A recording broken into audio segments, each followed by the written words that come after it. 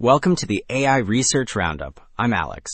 Today we're looking at a paper trending on X, published on December 29, 2025, just about 6 days ago. It introduces a scalable training recipe where AI models learn to critique their own scientific plans, resulting in a 70% preference rate from human experts compared to the baseline model. The paper is titled, Training AI County Scientists Using Rubric Rewards. And, as we'll see later, the way this approach avoids the need for costly simulators is really quite significant for open-ended research. Figure 1 provides a high-level overview of the entire pipeline, split into 3 stages. The top left panel details data creation, where a sample creator model extracts insights from scientific papers to generate research goals and rubrics, which are then filtered by a sample selector. On the top right, the rubric grading process utilizes this privileged information to critically analyze plans, specifically checking for weaknesses or unmet guidelines. Finally, the bottom section shows the training procedure, where the model acts as a co-scientist, proposing plans that are self-graded to improve performance through reinforcement learning. Alright, moving on to Figure 2, we see a concrete example from the dataset, specifically for a machine learning task. The research goal in the top left defines the open-ended problem, which here involves creating a framework to automatically refine tool documentation for large language models. On the top right, the general guidelines provide universal criteria, checking that the solution is detailed, cost-efficient, and ethical. However, the core of the evaluation lies in the goal-specific grading rubrics at the bottom. These 10 detailed items verify strict constraints, like ensuring the method handles complex parameter ranges, which allows the system to grade the plan with high precision. So, Table 1 reveals how human experts rated these plans against the baseline. The top row highlights the main takeaway. For overall scores, experts preferred the trained co-scientist 70% of the time. It excels at technical rigor, visible in the high win rates for addressing requirements and soundness. However, the middle rows for clear to execute and feasibility drop below 50%. This indicates a trade-off, where the model's comprehensive plans are harder to implement. Yet, as the bottom row shows, experts still believe they yield better predicted outcomes. Okay, while Table 1 focused on human experts, Figure 3 expands the evaluation using automated grading across 3 domains: machine learning, medical, and ArcSev papers. In the first 3 panels, the orange bars represent the fine-tuned models.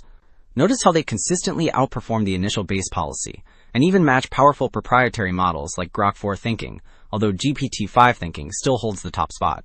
Then, Panel D on the bottom right reveals a fascinating result about generalization. The medical fine-tune, shown in red, actually boosts performance on machine learning and ArcSev tasks significantly, suggesting the model is learning universal scientific reasoning. Well, Figure 4 digs into the training dynamics to spot a classic reinforcement learning problem: over-optimization.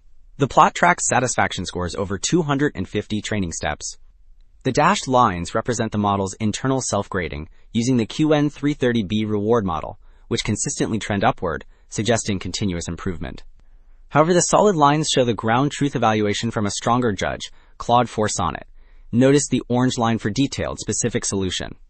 While the dashed line keeps rising, the solid line crashes after step 150, confirming that the policy eventually learns to game the weaker reward model. So, given those training dynamics, Table 2 details the ablation studies that shaped the final methodology. The top section reveals a surprising failure. Supervised fine-tuning on reference solutions actually degrades performance, dropping satisfaction from 12% to just over 3%. Conversely, the reinforcement learning results in the bottom section are much stronger. The best configuration, highlighted in bold, uses a 30 billion parameter reward model without a KL penalty to reach nearly 30% satisfaction. Crucially, the last rows show that removing the rubric components causes significant drops, proving that structured feedback is essential. Alright, for a comprehensive view, Table 16 lists the full benchmark results across every model and domain tested. The rows in bold represent the fine-tuned models, which consistently outperform the base QN330B policy at the very top, confirming the training gains we saw earlier. What is striking, though, is the difference between judges.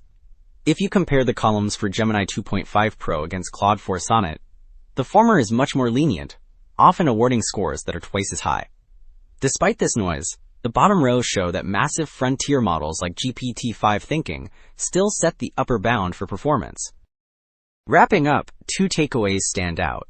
First, we do not need perfect simulators to train scientific reasoning. By extracting rubrics from existing literature, the authors created a scalable path for AI county scientists that generalizes across diverse fields like medicine and physics. This suggests a future where models actively help plan research rather than just running experiments. That's it for this episode of the AI Research Roundup. I'm Alex. Thanks for listening.